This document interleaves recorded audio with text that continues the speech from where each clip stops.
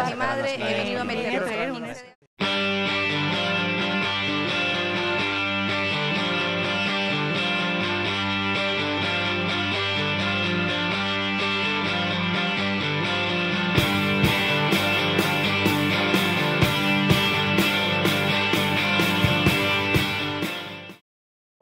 Una pregunta que a ver qué trámite puede hacer para atrás mi mujer y mis dos hijos.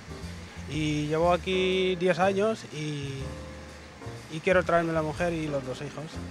Bueno, en principio, Mohamed, estaríamos hablando de un procedimiento de autorización de residencia por reagrupación familiar, es decir, entendiendo que la mujer y los hijos residen actualmente en Senegal. Básicamente, demostrar los vínculos familiares con la mujer y los hijos, el certificado de matrimonio y el certificado de nacimiento de los hijos, acreditar los medios económicos suficientes, es decir, que se cuenta con suficiente capacidad económica para poder traer a los familiares que residen, en este caso, en Senegal.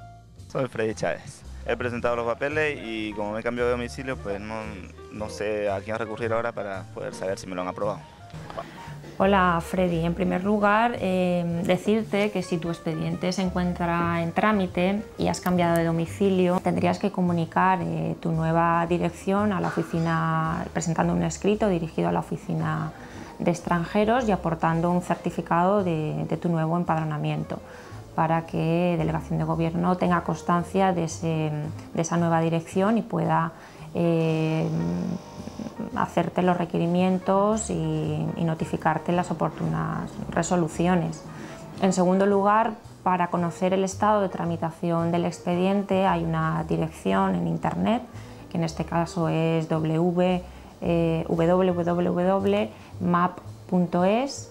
Tienes que tener a mano 3 datos, que es la fecha de solicitud de tu expediente, el número de expediente o el número de NIE y el año de nacimiento, y si ha sido resuelto, si es favorable o no favorable.